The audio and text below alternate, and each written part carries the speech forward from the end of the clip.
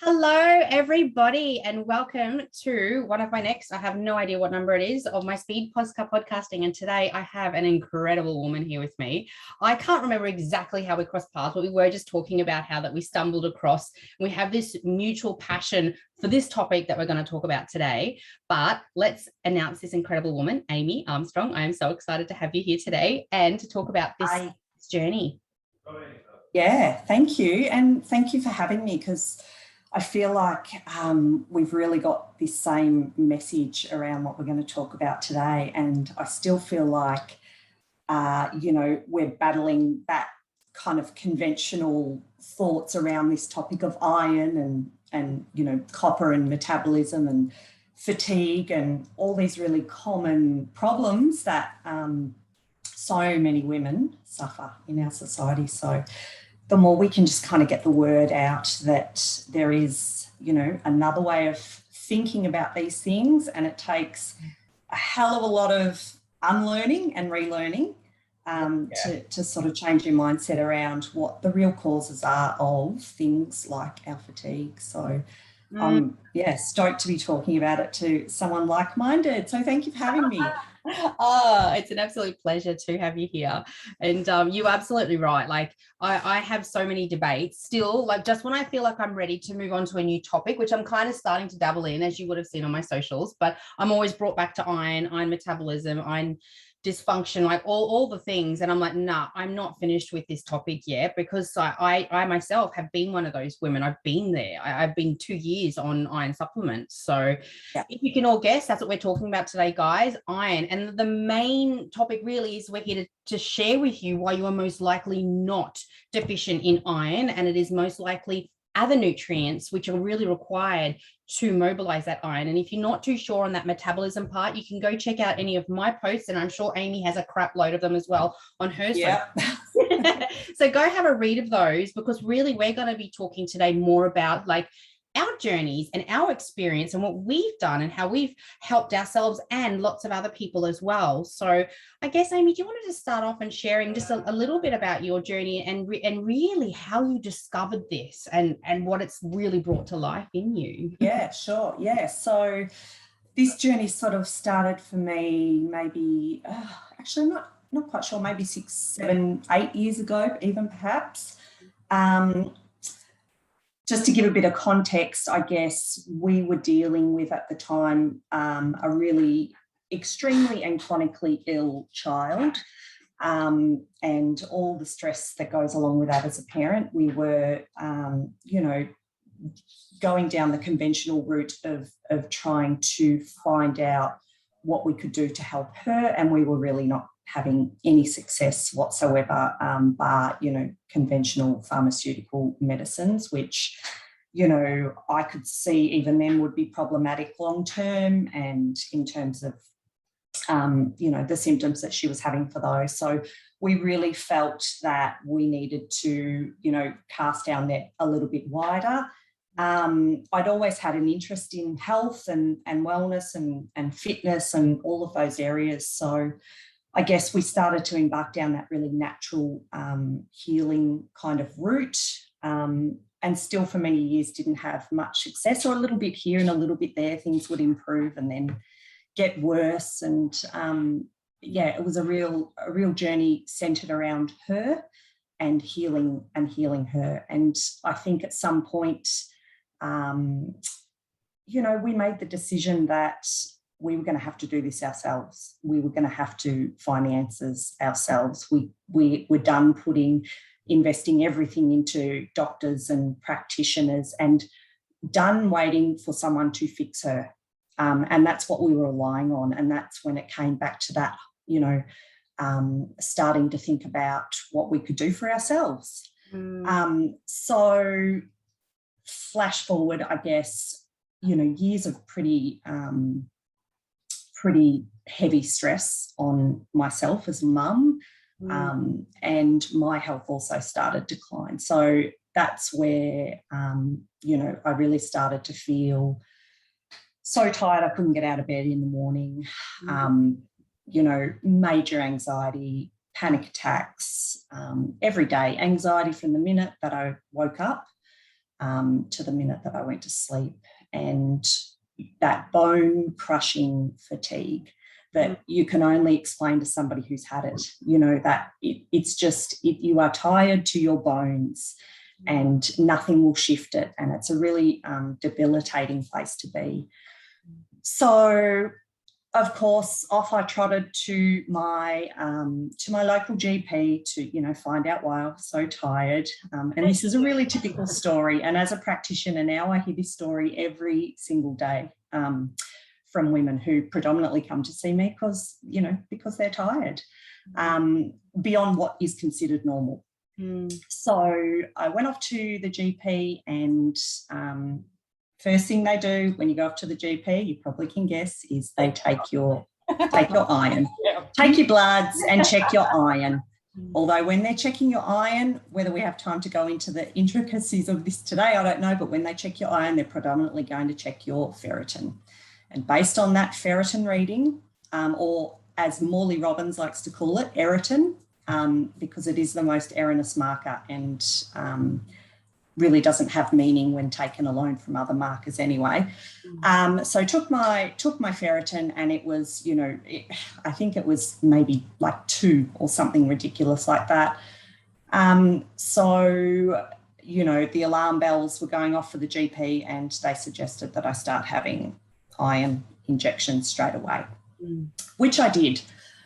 At some point in there, though, I realised, you know, I got to thinking, hang on, they're injecting me with a heavy metal.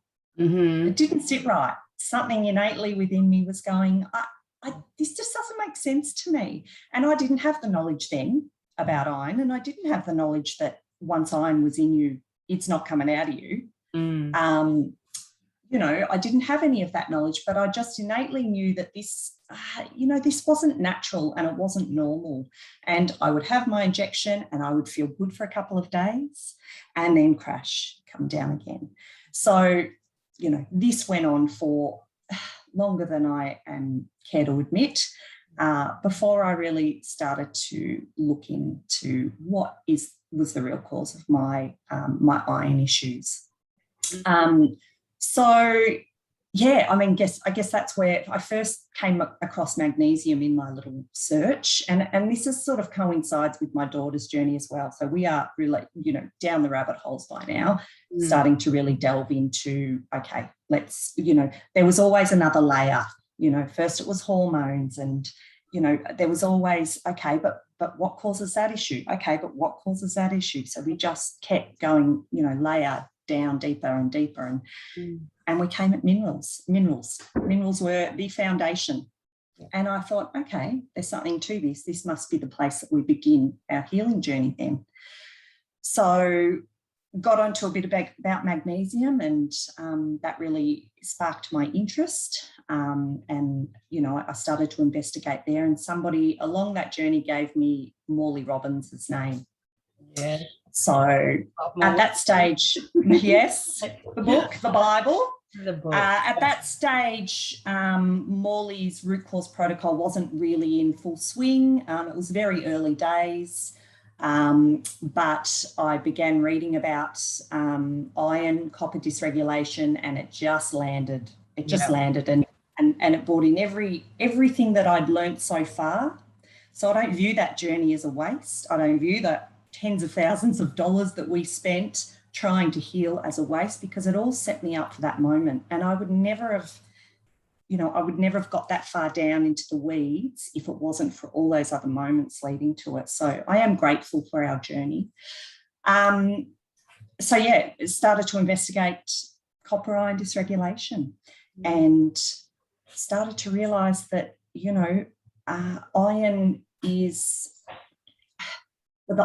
one part of that dysregulation, and then copper is the other part, and you can't look at one without the other.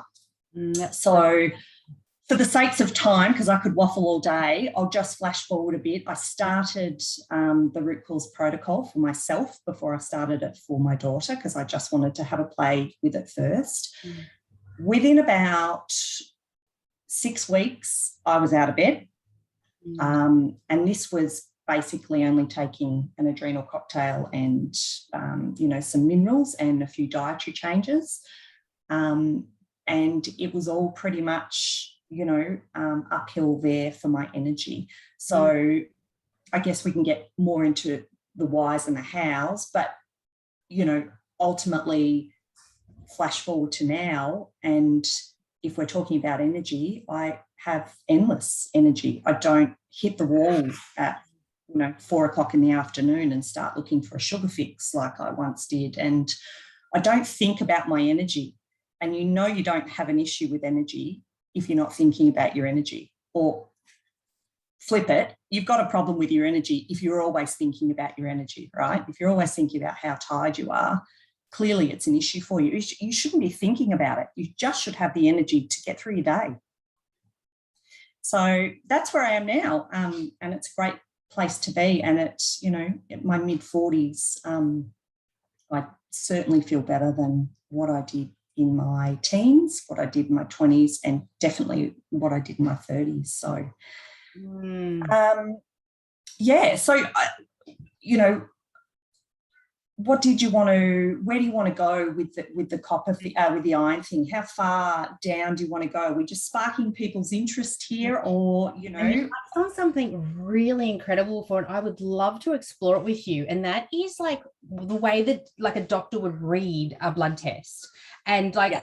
I've done a bit of reading into like how ferritin's not a really great like marker for iron level, really for any kind of like metabolic health internally. So I'd love to touch on that a little bit more and really hear your. If you're hearing a lot of noise, everybody, use you, Amy. It's my family. My little one. Working from home, hey? I love it. I muted myself before. I don't know if you noticed, because there was a bit of noise. And I thought, oh, I don't want it to interfere. But anyways, back to, I would love for you to touch on that. So like really explain your experience with like, and your knowledge of like how a blood test is read, how it should be read, or really what you should be looking for. And obviously that's going to intertwine with copper as well. So yeah, please share. Yeah. I'd love to hear. Yeah, sure. So I guess the highlights to know around ferritin is that, well, first of all, I'll back up and say one of the most surprising things for me to learn was that iron, once we ingest iron, it is in us to stay. We don't have a way of excreting iron. So instantly that should be ringing some alarm bells for people who are consistently, whether it's by supplementation, whether it's by iron-enriched foods, taking that iron in. So the only real way for us to get rid of that iron is to bleed. That's the only way for it to come out. I mean, there's a little bit of sloughing off in our gut and things like that, but not significant. So that should tell us something about how much iron we need. So if we're not getting rid of that iron, if that iron's staying within us, what's it doing and where is it and where should it be?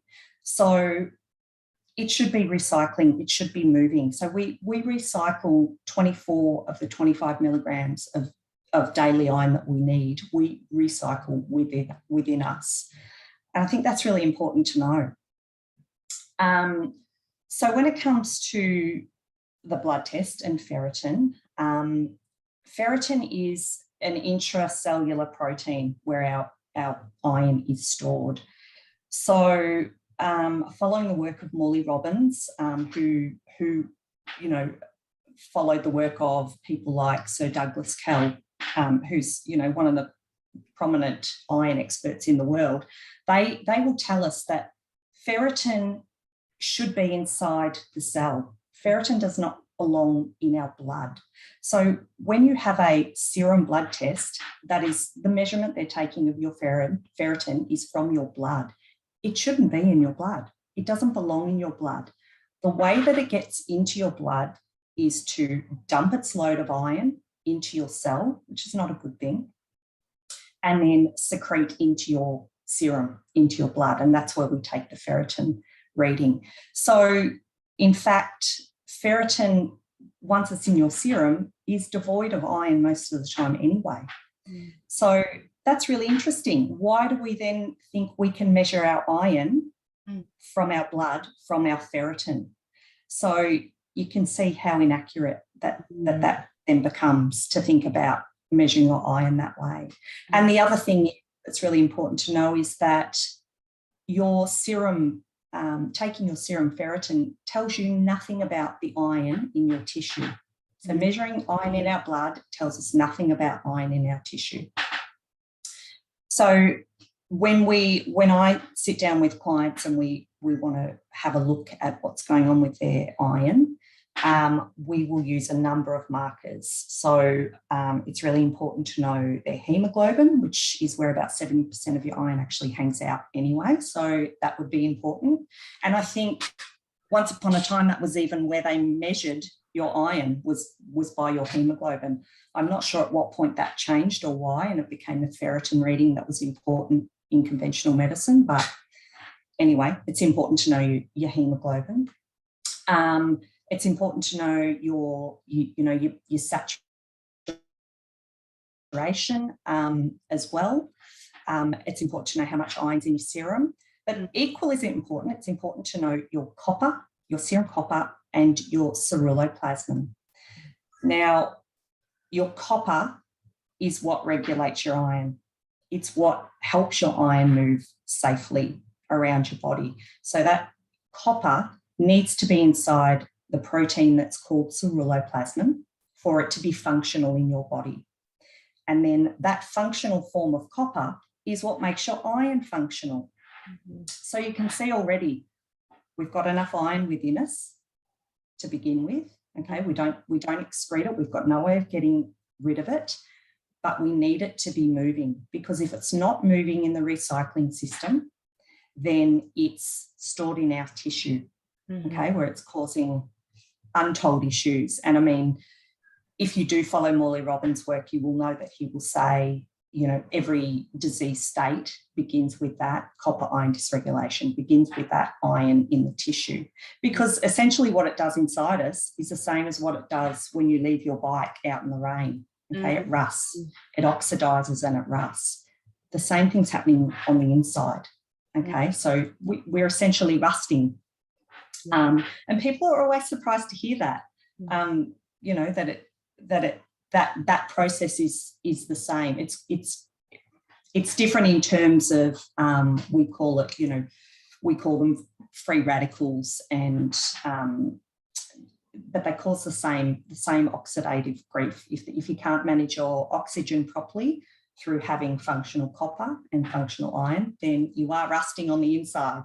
It causes all kinds of issues. I actually have a question for you, which I'm sure like our listeners will most likely be going, but Amy, how? So I know for me, when I used to always be told I was iron deficient and would go to the doctors and they check your bloods, they would never check anything else. It was always like the same test. So like if somebody was like, well, how do I get my copper checked? How do I get my ceruloplasmin checked? Like, what would you suggest them to do? Because I know that there is like a full Monty panel that they can get. So it's a matter of like somebody, let's say, reaching out to a practitioner like yourself and being able to request that. Is that how you would suggest somebody to look at that? Yeah, good question. So yes, you can do. I can certainly request a panel on your behalf, but you can also do it yourself. So the beauty of this process, and when you start to learn about your minerals and how they work, is it empowers you to take your health power. It's about you being able to explore this without a practitioner. Sure, people like myself are there to give you a hand. Some people need more hand holding than others. And, you know, that's okay. I can support you in that, but you can also do it yourself. So if you were to go to rcp123.org, you could find on there the specific blood panel that we look at to get a good idea of your copper iron regulation in your body. And you can actually go onto a site here in Australia. It's called iMedical, and you can order your own bloods. So you have the power to bypass your GP and order your own bloods, which you can try through your GP, but most of the time you're not going to get that full panel, particularly MAG RBC. They're really hesitant. Actually, they typically won't give it all. They'll give you a MAG serum to take. So, this is do-it-yourself. This is do-it-yourself healing.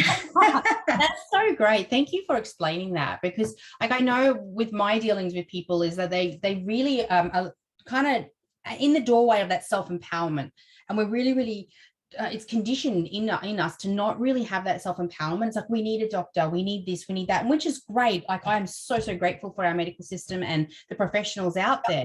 We're so very lucky in the time we are. However, I think it's just an incredible, beautiful combination to have that self-empowerment, that desire to actually understand our body and to understand the choices we make, because essentially what we drink, what we eat, what we expose ourselves to, what we think, like, they all play a part.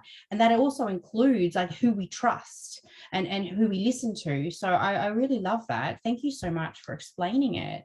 And I think, oh yeah, sorry, keep going. No, I was just going to say, I think there's only one expert in your body, only one expert that knows about your body, and that is you. That you are the only body who knows how your body, works and what it needs. So, it's it's great to start to explore this with a health practitioner. But essentially it's about realizing that you have the power. It's down to you, and nobody cares more about your health than you do. And once you begin to realize that, and you realize that the power to heal is within you, that's a really powerful thing. And like you say, I think a lot of people sit on the edge of that, and but are still relying on others to fix them. Well, first of all, you don't need fixing. You're not broken, okay? We are not broken. We do not need fixing. Most of us are just really out of balance. Yeah. And when you start to think about it that way, I'm not broken, I'm just out of balance, it empowers you to be able to make a difference to that balance. Yeah. Beautiful. There was another thing that popped up for me before, which I'm so sure a lot of women or even men are going to be wondering. You said before, the only way really to remove iron from our bodies is by bleeding. And I know a lot of women are going to go, well, we bleed every month and I have a heavy period, so I'm getting rid of a lot of iron, so I really might be iron deficient. And that's definitely like a cause, like a doctor will say, you're bleeding, you need to take iron supplements, you have a heavy period. You know where I'm going with this. Yeah. So I'd love for you to elaborate a little bit more on that for our listeners, especially someone who might be still stuck in that cycle of, I have a heavy period, I'm definitely iron deficient. Would you mind touching on that? Yeah, sure. Yeah. So first of all, I think it's important to know that while women are menstruating, we have a lot lower chance of, heart disease and other various chronic conditions, that when we stop menstruating, our chances come up to being equal with men's. And we have to ask ourselves, why is that? Well, we're having that monthly blood loss. We're having that monthly dump of toxic unbound iron. So, embrace that. Your period is not there just to give you grief. It's physiologically a really, really important thing for your body as a woman to be able to do. Beyond that, though, yes, a lot of women come with really heavy bleeding. My doctor tells me I'm really low in iron because I have a really, bad monthly loss. Well, first of all, I would be asking you, okay, have you explored why? What's going on in your body for you to have a really dysregulated menstrual cycle like that? What's happening with your hormones, which means what's happening with your minerals, which are the foundation of all your hormones.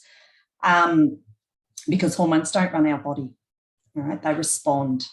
Okay, they're just giving you clues that there are other things going on at a deeper level. And when we stop short and start to treat our hormones, we're really missing that bigger picture of what's going on for that, for that hormone dysregulation to be occurring. So I guess around the blood loss, something that, as a root cause protocol practitioner, I would recommend is to give blood. And the reason that we give blood is that is our opportunity to get rid of that toxic unbound iron and to stimulate our bodies into recycling the iron that's within our bodies. And, you know, the research really supports that. There's big longitudinal studies from all over the world with, you know, tens of thousands of people that show that blood donors or people who give blood will 100% of the time, you know, in those big studies end up having a longer health span and lifespan. And the reason is they are getting rid of that toxic unbound iron. So if you've never considered giving blood before, I mean, a lot of people are just doing it for their civic duty and really haven't probably considered the impact on their own health. And certainly I know for me and for many of my clients, I didn't see my biggest shifts until I started to donate blood. Me too. Yeah, you too. Yeah, yeah. What did you notice when you started to give blood on top of what you were doing? My eyes cleared up. Like they've still, you probably can't see it, but my eyes were extremely inflamed and they got really bad after about 2 years into eating a plant-based diet.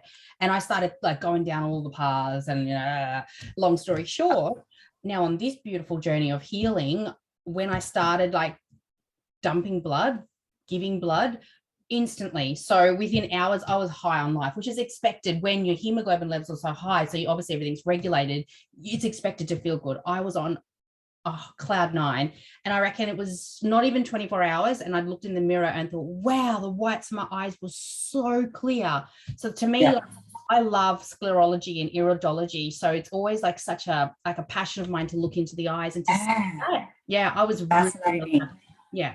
Yeah, yep. And it's a story that I hear a lot from clients is, they do a bit of preparation for their bodies because, of course, when you give blood, you're also giving away a lot of good things. So we need to be really mindful of our electrolytes and whole food vitamin C and other nutrients that we need to really boost our bodies beforehand. But I will regularly get calls from clients who'll say, I literally had not even walked out of the centre and it's like, a fog had lifted from giving blood, like they're quite amazed at the, how instant getting rid of that toxic unbound iron that is in our tissue can be. Yeah.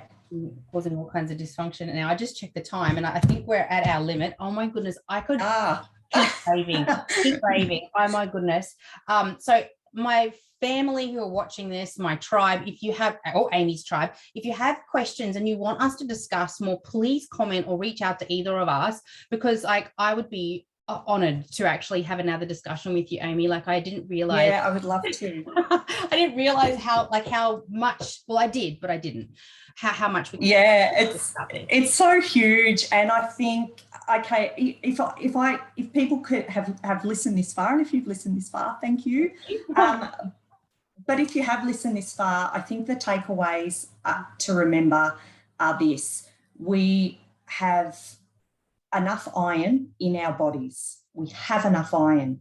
It is not, iron is, I like this analogy of Morley, so I'm gonna use it. Iron is like the waiter, okay, that delivers the oxygen, but copper is the chef. Copper is the chef that is activating that oxygen and making it be able to be energy. So it's not about the iron, it is about the copper.